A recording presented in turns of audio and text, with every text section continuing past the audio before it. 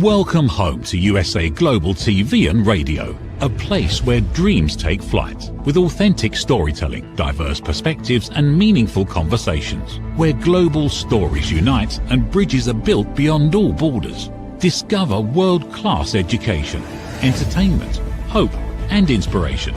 Together, we're building bridges worldwide. Subscribe to our channel, USA Global TV. Download our app, USA Global TV. Be our guest or join our team. Visit usaglobaltv.com. Thanks to our founder and executive producer, Dr. Jacalyn Kerbeck. Music score by Yeffy Tang from Cloud Road Music.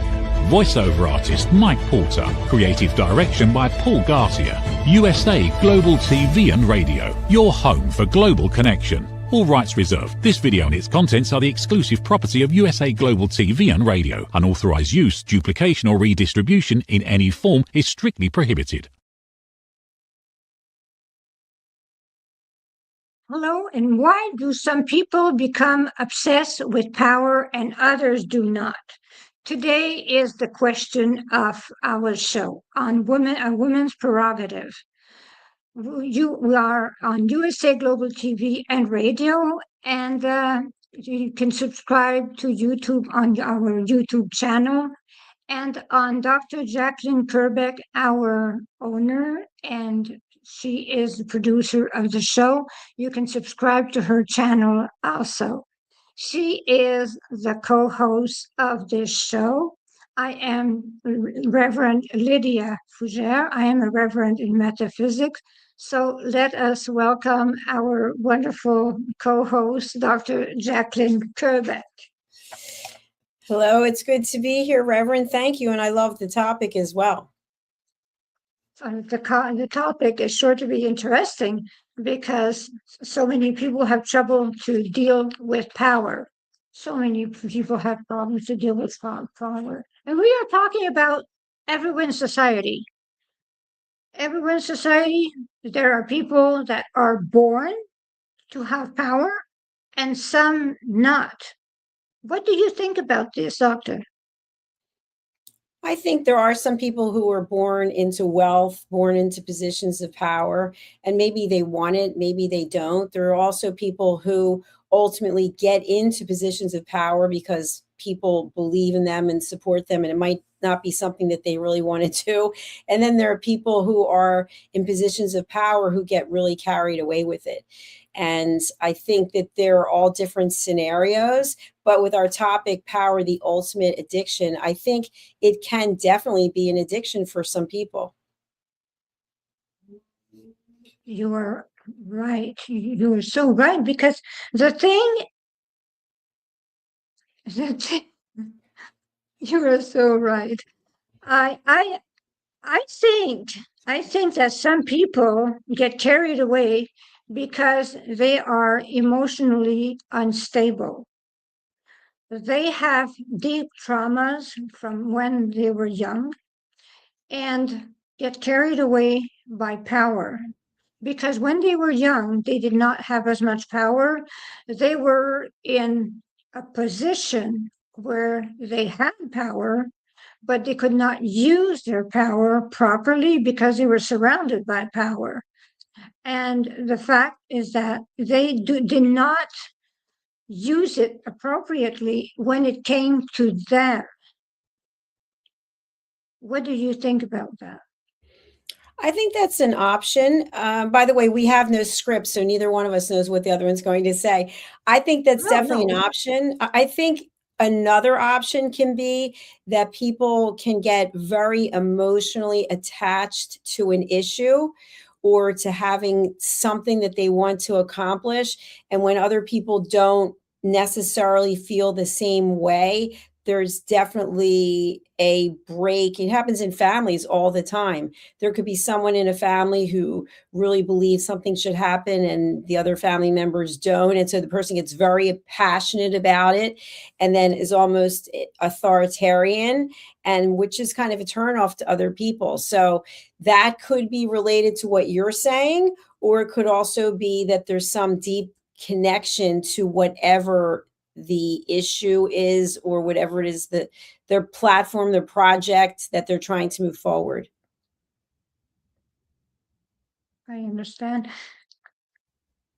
When I was younger, there was a family in my town, in my hometown, which had a lot of power. They had a lot of power, but the father was raising them to understand power. That power came with a lot of responsibility, and he was making them work at cleaning apartments, being janitors, all kind of work to make them understand that things come at a price. It was amazing to see how this family functioned because of the understanding that they had for everyone. It was amazing, and it was enlightening also to see how the family was giving a good example of power, but at the same time, of such humility. I loved the way this family was functioning. What do you think of that? I think that's a good story, a good example. I know growing up that I was told by my father that when you have a business, for example, you need to know and understand every aspect of that business. You can actually hire people to come in and run various aspects, but if you don't know what's going on, then you can't possibly know for certain that the business is being run effectively, because people can just come in and try to take advantage of you. And I think that's what happens with power, at least what I've seen in corporate, where I spent most of my career, is sometimes people were promoted from within the organization and they had no experience whatsoever in a leadership or management position. They were in sales, for example, and now they are overseeing the same people that they were the same level as in the organization. So now they're overseeing the salespeople when they were a salesperson. And sometimes that power goes to someone's head. And what I found was that it was actually more than what meets the eye, because in the situations that I'm thinking of, the people who got promoted, they actually were a nervous wreck and felt very insecure and had these inferiority complexes because they didn't know anything about the role, but yet it was expected, it was incumbent upon them, if they wanted to continue in the organization rising up, that they would take on these roles. So it looked like they were power hungry when they were actually very insecure because they didn't know what it was that they were supposed to do. They had an imposter syndrome. Insecurity. This brings people to make many mistakes. Insecurity. They are not in their place. They are not doing the things they are supposed to do because they are very insecure. And they are too insecure actually to say they do not know what they are doing. That is a problem. When we are insecure, instead of seeking help, we should hire people that know what they are doing. We should not be hiring people that do not know what they are doing. What we should do when we are insecure, we should find people that are secure, safe, and better than us in the job. And then by doing that, we find someone that can make us safe in our power. That is the way I look at the situation. I do not know what you think about hiring someone that has a lot more knowledge than us to actually go and get the knowledge from them. No, I believe in surrounding yourself with people who have more experience and more knowledge, definitely. What I found was, because I was very close to people who were in headhunting positions, hiring positions, it's not always easy to find people who are a good match. You might think, I don't know how things are today, but I'm talking back when I was in corporate, there weren't always people who had all the skill sets for the job. And so many times, because the existing employees understood the culture, they would be actively recruited to move up within the organization. And in some cases, the people were very happy with what they were doing. They were making money. They didn't have any leadership responsibility. But what they were told was, you've been here, you want to stay here, you want to move up, this is what you need to do. So I think it's kind of a catch-22 in some ways, that people who work in an organization may be highly encouraged to take positions they're not trained for. And then they get into those positions and it looks like they are all about the power. And meanwhile, they might even just be trying to save their job because they were really good in sales. And they were told, well, we don't need you in sales. We need you to move into this position. So there's a lot of scenarios, obviously, with this topic. It did happen to me when I was a very young nurse. I started in a hospital. I had little knowledge of neurosurgery, but I was a bookworm. So when I started in neurosurgery, I was always reading about it. I was trying my best to be the best. And what happened is that after 8 months on that floor, they promoted me assistant head nurse at night. And that is a very difficult department. And I did not feel I could do it because I did not feel I was good enough. But my boss was convinced I could do it. So she just put me in charge of the ward. And 2 years later, I was still there and no mistakes and happy as can be. After that, I moved to ICU. But we have to try to start with. We might not feel we can do it, but we have to try at least. One of the things I've also seen is in family businesses. And actually, there's a movie on Netflix right now. I'm not going to say what it's about, but the person who's running this big organization is a family member and didn't necessarily want to be in the role. But when you see this person walking through the organization, everyone's afraid of this person because the person's the CEO. And then as you get to know the CEO, you realize this person's very insecure and didn't even want the job, but is dressing and acting the part because that's what comes with, in this person's mind, being a CEO. When the person has to go to the boardroom table, a lot of the board members don't want the person there because it's family and they'd rather bring someone from the outside. So the person can't show any weakness or any vulnerability because they'll capitalize that and they'd like to just get rid of it. So in this example, you've got a person who's in power who doesn't necessarily want it, but it started as a family business.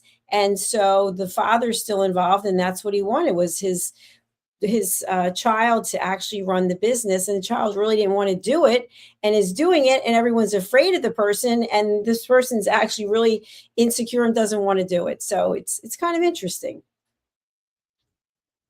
And he turns out to be a good CEO.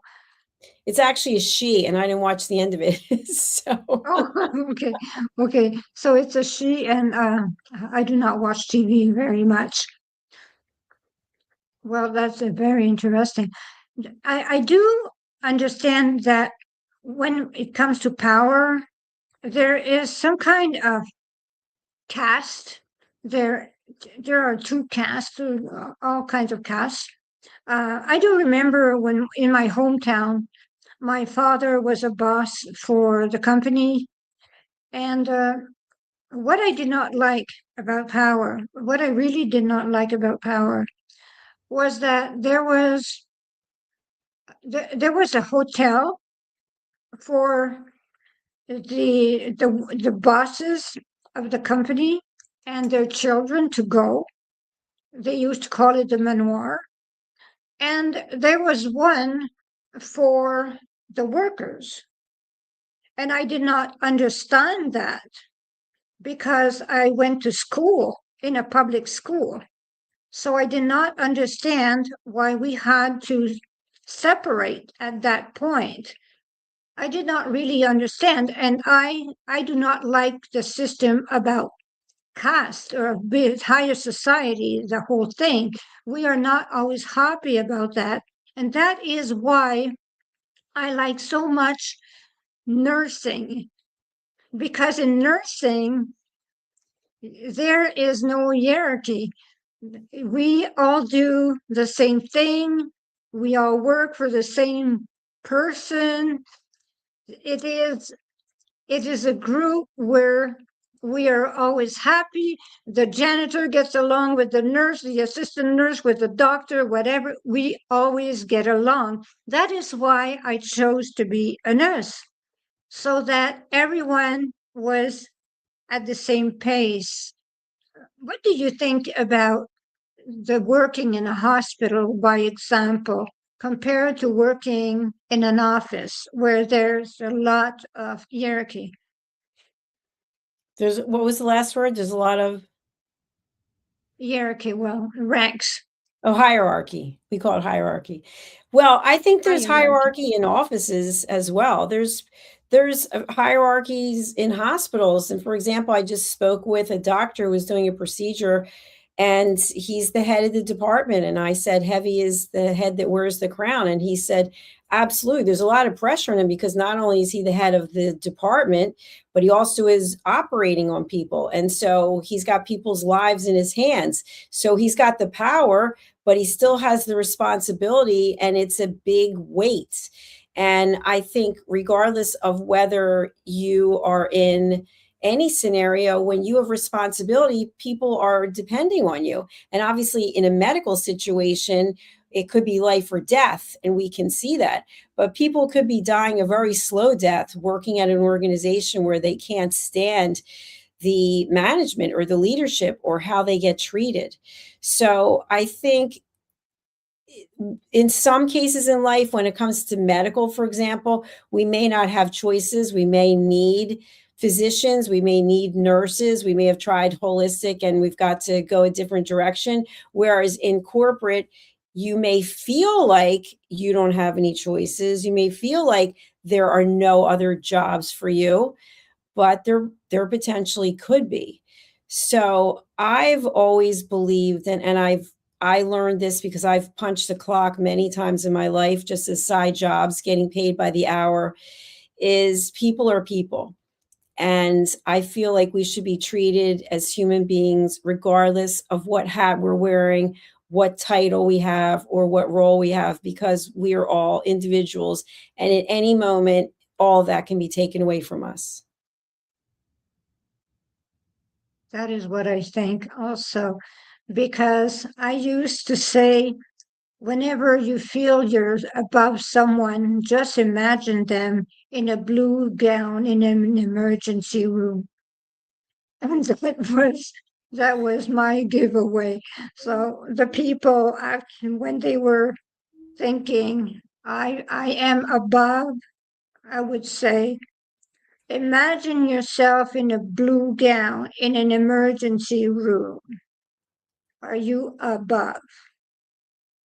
And that would solve the problem. I would say it solves the problem a lot, because it is a situation where everyone is equal. When you are sick, everyone is equal. Everyone needs help when you are sick. And thank you for the word, by the way, because my French and my English, they get a little bit mixed up sometimes. Oh, no, I think you were saying the same word. I just was pronouncing it differently. Hierarchy. Well, I love you know what I like? I like that I learn all the time. And that is part of actually growing, part of growing. And part of also is like power. It has to do with power also. Power is growing also. So we can take power and use it to push, or we can have power and grow from it. That is Very two true. ways to take power. Two ways to take power. And I like to see the fact that you and we learn from whatever situation we encounter. That is what I like. And I like it so much about you because whatever you do, you always learn and you teach us. Well, thank you. I enjoy learning. I feel like if we're not going to be learning, what are we spending our time doing? And what I find so much in social media, especially producing TV shows, hosting TV shows, there will be many times when people just put negative comments that have nothing to do with the show. They're just filled with hate and filled with anger. And what they don't realize is you can see their name. You can see the name that they're using on whatever platform. And so you've just put it out into the world that you are negative and filled with hate. And I don't make any comments. We don't have any today on this show, which is a really good thing. But I will just think to myself, you could take your power of expression, of your ability to communicate and do something else with it, do something positive. If you don't like what's going on in your own world, in your own company, in your family, in your country, do something that brings you joy instead of sitting around and making hateful political statements. And so that's what I feel like. I feel like we all have power. We have the power to decide. We have the power to choose and choose how we spend our time, with whom we spend our time. And you and I like to learn, which I think is terrific. And there are plenty of other people out there who like to learn. And for those who don't, what is the joy you are getting? How happy are you? To me, it's not even about how much money do you have? What does your bank account look like? It's on a scale of 1 to 10, how happy are you? And if you're not a 9 or 10, what can you do to find that happiness? About those comments, I posted a feed where I was just stating that we should learn from someone that overcame drug addiction and drinking and the whole thing. It has nothing to do with political statements or whatever. I am talking about a person. I was talking about a person that actually, who cares the political party? I do not care because I am a person that always has worked with people that stop drinking, stop smoking. So I do not care where that person came from. And I posted about that person that has had sobriety for 7 years. And this is a big, big thing. You know as well as me, it is a big, big thing. But instead of saying that person has done the right thing, people are extremely angry because they're taking this as a political statement. It has nothing to do with politics. It has to do with sobriety. This is so strange because everything turns out to be politics. We are Right. talking, you and I, and we are talking about situations, and people come to conclusion politics, politics, politics.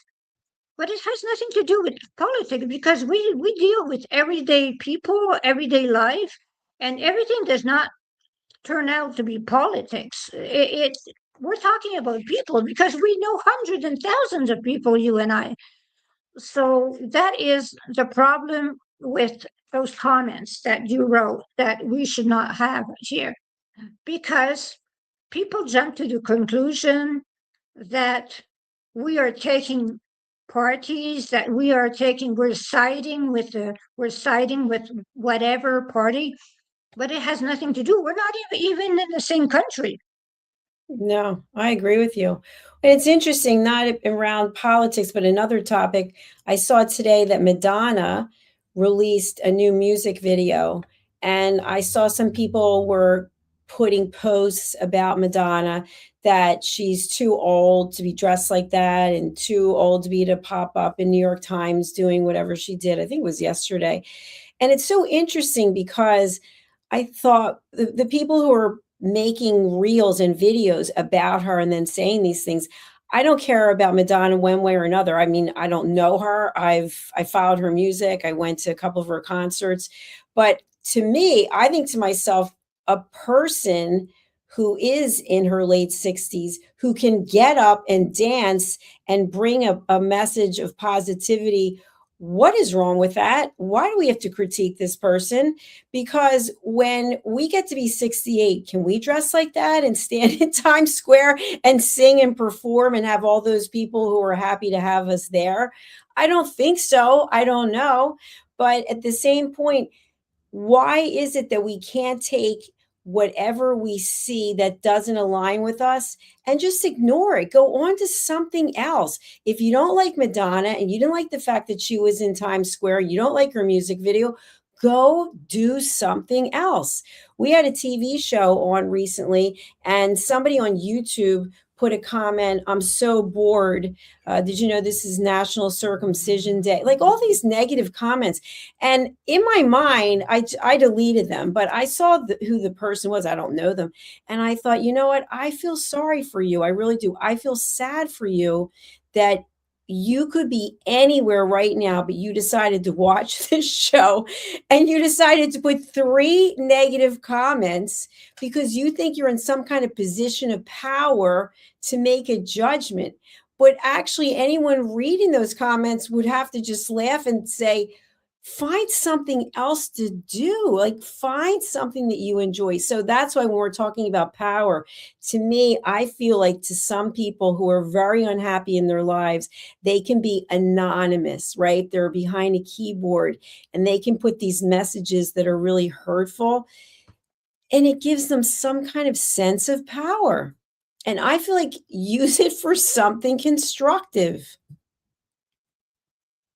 Some people do send me messages sometimes that are very, very mean without a picture, and they have such a name as Slowpo 986.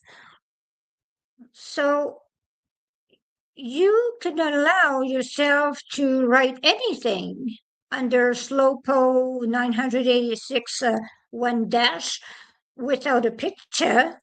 Because the thing is that it is the internet. It is the crazy world of the internet.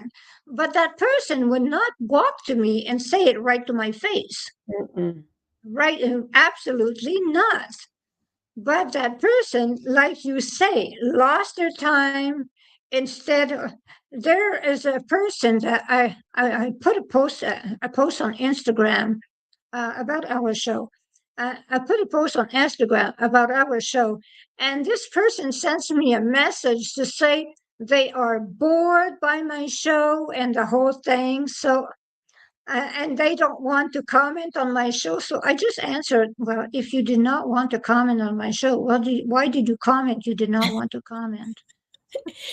Because it's almost like a cry for help. It's like a cry for attention. And I feel like when people are doing this, they want to draw us in so that we have some kind of back and forth with them. And the bottom line is we're here in the public domain. You and I are public figures. We don't know who these people are. They're hiding behind a handle name on a social media platform. So what I say is if you think you're in power because you do that, to me, I see you as someone who is powerless, who is craving power and craving attention.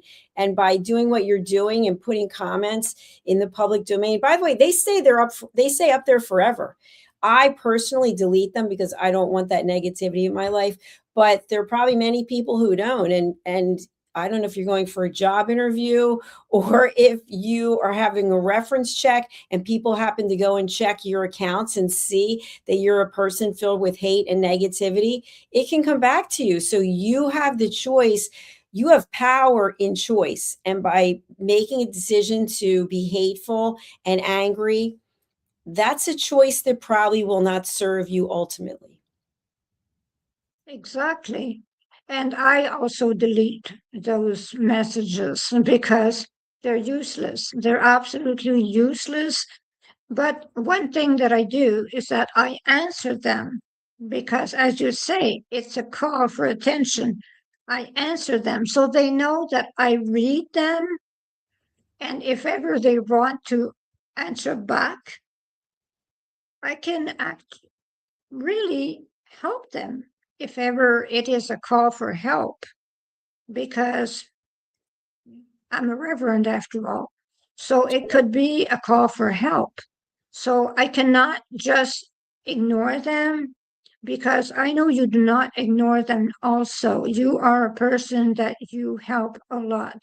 So that is the thing. But we're talking about dopamine. When a person has a lot of power, and they really seek power, they cannot stop. Well, it has to do with dopamine. It, so they are in a, a power trip. They are in a power trip. And we are talking about everyone in the world that cannot handle power. It is something that has to do with dopamine. It is not something that has to do with their family, whatever. It is biological. It is dopamine that they are seeking. It is a form of drug that they are seeking. So the power is the drug. That is what they are seeking. So when we actually understand the fact that this is a craving, just like someone is craving chocolate, we understand a lot more the person. They are under the influence of dopamine. They are power over. That is what happens to them. Or those that avoid power, they have too much dopamine. So those that lack dopamine will want a lot of power. Those that avoid power are the ones that have enough dopamine. What do you think about that? I've never actually thought about it before. It's very interesting. I think it's a very good perspective to consider, because it might explain why someone's behaving the way that they're behaving. I do know in relationships, just from doing coaching for a long time, is you may have two people in a relationship and one person feels they're empowered because they earn the money, and they have no problem with letting the other person know, you wouldn't be anything if it weren't for me. You know, you think you want to leave, go ahead. Where are you going to go? I'm the one who has the money. You signed an agreement, whatever the case may be. And then the other person just starts feeling worse and worse and worse about themselves. So it could be one person who needs dopamine, one person who has enough, and that's part of what brings them together. But ultimately, maybe it doesn't work out, or maybe they figure out how to talk to someone, a third party like yourself, and find ways to navigate it together. I understand. I understand the way you see it, because it's abuse at the same time. There's the abuser, there's the abused, but the person that is abused will lack dopamine, will actually have problems and have a tendency to depression, because there is a problem with the dopamine in their brain. And the one that has the power trip is seeking dopamine. It's seeking this, they're getting their dopamine from the other one that they're crushing. Mm-hmm. That is the way they are getting their dopamine. They crush someone else. And the one that is crushed will go get the dopamine from the medication. That is why they say women have a tendency to depression. It is not because women have more depression. It is that there are more women that depend on their spouse and that are crushed. They will seek help because they need dopamine in a form of pill. So they will have a diagnosis of depression, while their husband, who has that power trip, that is seeking dopamine by crushing their spouse, they will not go to the doctor for a power trip. They will say they're fine. Yes, yes, I've heard this and seen this many times. And it's obviously a very deep topic that we could spend considerable time on, and I'm really enjoying it. But I see it's my time to say goodbye so that you can bring the show to a close. Thank you again for having me. It was my pleasure. Thank you very much. So my name is Reverend Lydia Fougères. I am the author of 111 Reflection for Thy Earth Odyssey. You can have my books on Amazon. I do programs, I do counseling also, and it is always a pleasure to be with you and with Dr. Jacalyn Kerbeck, who also has books for sale on Amazon.